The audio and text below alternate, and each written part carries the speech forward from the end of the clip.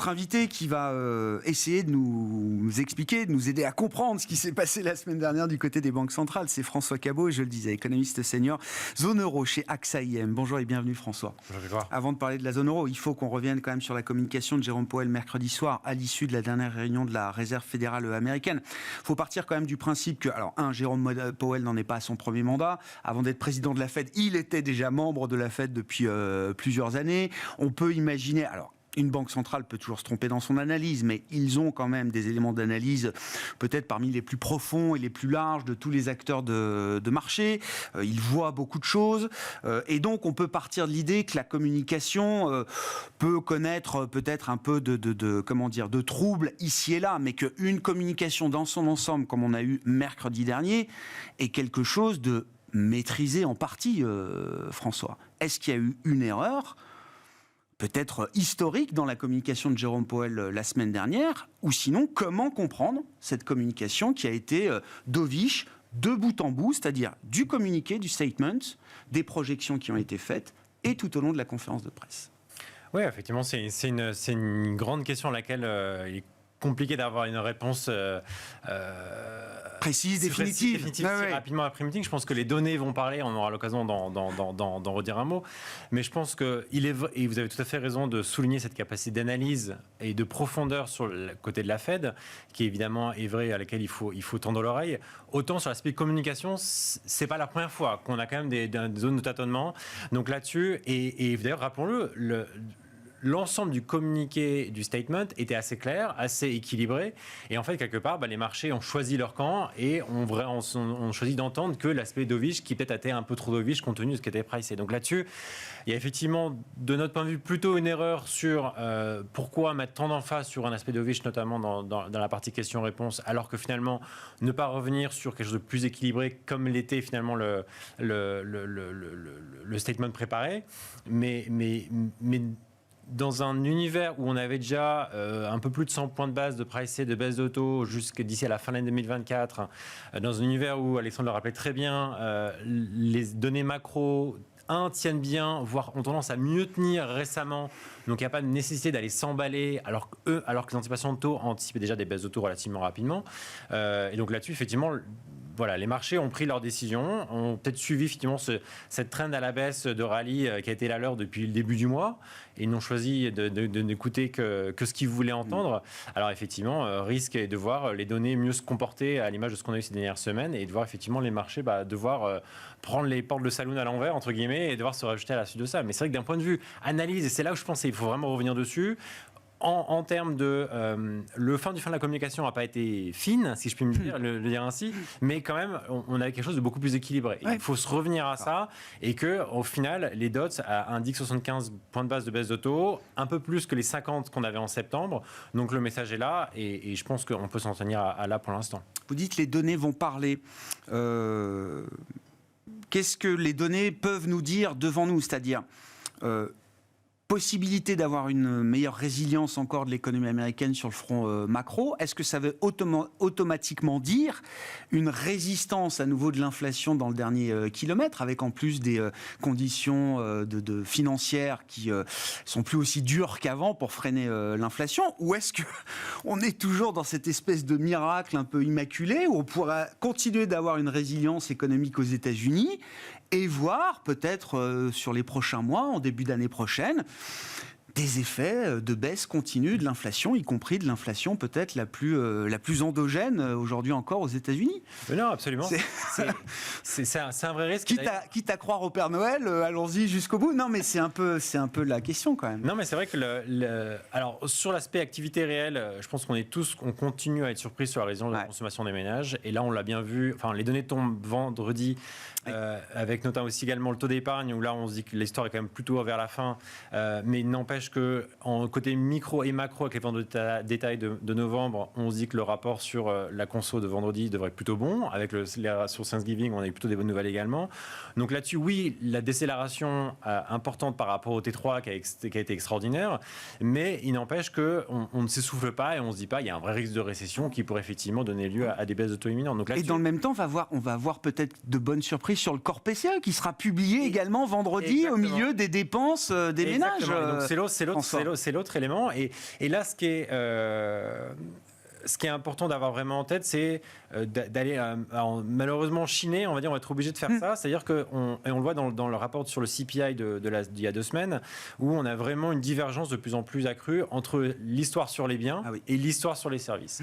Et là, je pense qu'il faut vraiment aller vraiment regarder dans le détail, parce qu'on a effectivement une désinflation importante et / globale aussi, on peut relier ça à ce qui se passe en Chine, sur les biens, et qui peut-être quelque part soutiennent l'aspect de la consommation sur les biens, parce qu'on a des baisses de prix, en tout cas des moins augmentations de prix que ce qu'on a eu par le passé. Même sur un an, on a des baisses sur certains biens, bien sûr. Exactement. Et par contre, sur les services hors loyer, et là, en fait, on a décéléré, et effectivement, le glissement annuel continue à décélérer, mais par contre, en séquentiel, on a eu plutôt tendance à réaccélérer et à reprendre du dynamisme là. Sur du 3 mois annualisé, 6 mois annualisé, il y a un momentum qui est toujours là sur cette partie des services. Voir dans ce corps PCI, en fait, laquelle des parties, en fait, qu'est-ce qui joue, quelle partition, on va dire, et on va vraiment devoir suivre effectivement cette partie plus endogène service.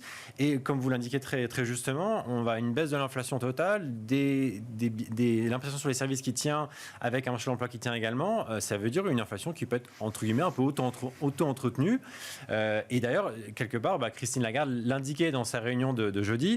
On regarde l'inflation et on regarde les marges des entreprises. Est-ce que celles-ci ne peuvent pas continuer effectivement à relativement bien se comporter avec une demande qui reste là sur des biens particuliers? Et j'allais dire, pour basculer de la Fed à la BCE, autant la communication de Powell, alors effectivement, a été dovish de A à Z et nécessite peut-être un service après-vente, autant sur sa communication, Christine Lagarde était à peu près là où on l'attendait.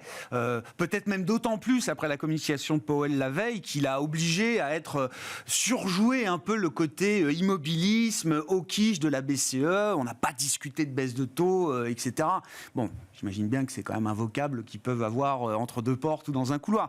La petite lueur d'espoir, quand même, c'était à la toute fin de la conférence de Christine Lagarde, où justement elle évoque le début de commencement de quelque chose d'un peu positif sur les marges des entreprises, qui pourrait quand même se dissiper à terme et effacer toute cette inflation, alors profit-led inflation, toute cette inflation qui a été générée par l'accroissement à des niveaux historiques des marges d'entreprises dans beaucoup de secteurs.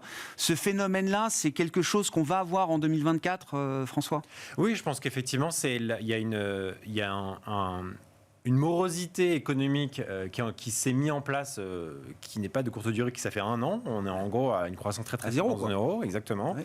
Et il n'y a pas de raison qu'on change fondamentalement de régime dans les prochains trimestres. Donc là-dessus, effectivement, on voit une demande relativement atone et qui certes n'a pas lieu d'anticiper une contraction, une récession, quelque chose d'un scénario vraiment noir, et qui donnerait lieu d'ailleurs à une nécessité de la BCE de baisser les taux de manière immédiate, mais qui on se dit que la partie extraordinaire de partage de la valeur ajoutée qui a été pro-profit et moindre vers les salariés, ce qu'on voit depuis 15-20 ans, depuis le début de la série finalement en zone euro, c'est qu'on navigue dans le cycle et on reste globalement sur une moyenne de long terme, on y revient toujours. Donc on se dit qu'effectivement, à la marge, on devrait avoir moins de marge justement des entreprises, mais cela aussi veut dire des salaires distribués qui pourraient continuer à alimenter cet élément-là. Et donc d'où la double approche tout à fait justifiée de Christine Lagarde, de dire il y a l'aspect marge qui de toute façon je pense est plutôt une histoire retardée, d'accord. Mais la vraie histoire c'est vraiment l'histoire sur les salaires. Il reste accroché à exactement. À ce risque-là. Oui, alors il reste pour 2 raisons de mon point de vue principal. 1, le mode de fonctionnement des marchés de l'emploi en zone euro font que tout ceci arrive avec du retard, donc ils sont obligés de regarder dans le rétroviseur beaucoup plus que la Fed nous regarde dans le pare-brise, si je puis m'exprimer ainsi. On a toujours plus tendance à regarder ce qui se passe derrière parce que le marché de l'emploi met institutionnellement du temps. Et on a aussi devant nous, finalement, en tout cas depuis 1 an, un fonctionnement en termes d'ajustement de ce marché de l'emploi, en termes de productivité, donc de faibles produits versus un nombre de gens en emploi extrêmement élevé, enfin relativement élevé par rapport à là où on est dans le cycle. Et on se dit, voilà, est-ce qu'on est sur quelque chose de cyclique qui est en train de s'ajuster, qui va s'ajuster, aucun problème. Et donc on va avoir une productivité du travail qui repart à la hausse. C'est d'ailleurs le cas de la Banque centrale, mais elle a revu à la baisse ses prévisions. Donc elle se dit quand même, il y a peut-être quelque chose d'un peu plus structurel là. Et donc du coup, tout ça pour dire quoi ? Pour dire que quand vous avez des salaires qui restent dynamiques et une productivité qui est faible, voire plus faible que vous attendez, vous avez des coûts unitaires du travail qui augmentent. Bien sûr. Et donc, du coup, on a vraiment besoin d'avoir cette validation de ce scénario-là qui va mettre du temps. Et on je regarder un peu derrière nous parce que c'est des données trimestrielles et malheureusement, ça arrive avec un peu de retard. À front renversé sur ces questions lourdes de productivité, de coûts unitaires du travail, ce qu'on a vu sur ces derniers trimestres aux États-Unis, c'est une explosion, une forte augmentation de la productivité et, par voie de conséquence, une baisse des coûts unitaires du travail. Absolument. Est-ce que ce qu'on retient du discours de Jérôme Powell mercredi soir, est-ce que ça peut aider, dans une certaine mesure, à la marge, la Banque Centrale Européenne pour, elle aussi, enclencher à un moment son pivot ? Je ne crois pas. Je ne crois pas parce que ce qui va être dépendant là-dedans, et ils le disent tous les deux encore, c'est les données. C'est de se voir à quel point est-ce qu'effectivement... alors, sur le papier, oui, parce que la BCE a toujours baissé les taux, enfin, a bougé ses taux à la suite de la Fed. Donc, si la Fed commence, entre guillemets, ça ouvre la voie. Maintenant, est-ce que la Fed va effectivement faire ce que Jérôme Powell a dit qu'elle ferait à relativement court terme par la voie qu'elle a donnée au marché ? Et donc, si tout ceci se passe selon son plan à lui, très bien, parce qu'effectivement, on a des données macro d'activité en zone euro qui sont bien plus atones et l'inflation qui elle-même est bien plus basse, on est beaucoup plus proche quelque part de la target côté de l'inflation sous-jacente en zone euro qu'elle ne l'est aux États-Unis. Maintenant, je suis pas sûr que d'avoir toute confiance dans cette prédication-là. Au vu des données et du momentum qu'on a eu sur les dernières semaines côté américain. Donc, pour l'instant, ça paraît jouer, ça paraît aider. Mais le fait d'avoir une banque centrale européenne qui communique de manière extrêmement serrée, cohérente, et là peut-être qu'il faut se le rappeler, c'est quelque chose qu'on n'a pas vu depuis 18 mois en zone euro, c'est que quasiment l'ensemble des gouverneurs sont derrière Christine Lagarde. Et c'est peut-être ce qui a facilité sa communication jeudi, et peut-être ce qui est en train de partir être moins cohérent côté Fed de ce côté-là, et on attend un peu le fin mot. Je pense qu'il va falloir voir les 2 prochaines semaines pour voir un peu l'ensemble, cette cohérence qui revient ou pas. Mais c'est vrai que les données apparaissent quand même plutôt vers une baisse de taux qui pourrait s'amorcer plus rapidement en zone euro que ce que nous prévoyons, donc ce qui est juin. Mais le problème, c'est que la BCE, comme elle l'a dit très bien la semaine dernière, a besoin de regarder dans le viseur, et donc on a un délai là-dessus. Donc, on veut des preuves, on veut des évidences claires, significatives, etc. Bon, capacité à former un consensus, ça restera peut-être quand même le point fort du bilan de Christine Lagarde, qui est à mi-mandat, par rapport à un conseil des gouverneurs qui était peut-être plus divisé, fracturé sous Mario Draghi. Elle a formé ce consensus, et on l'a vu encore à travers la dernière réunion et la communication de la BCE la semaine dernière. Merci beaucoup François. François Cabot, économiste senior zone euro chez AXA IM, qui était avec nous dans cette demi-heure d'émission du lundi, de Smart Bourse à 13h30 chaque lundi, à retrouver bien sûr en replay sur bismart.fr et en podcast sur l'ensemble de vos plateformes.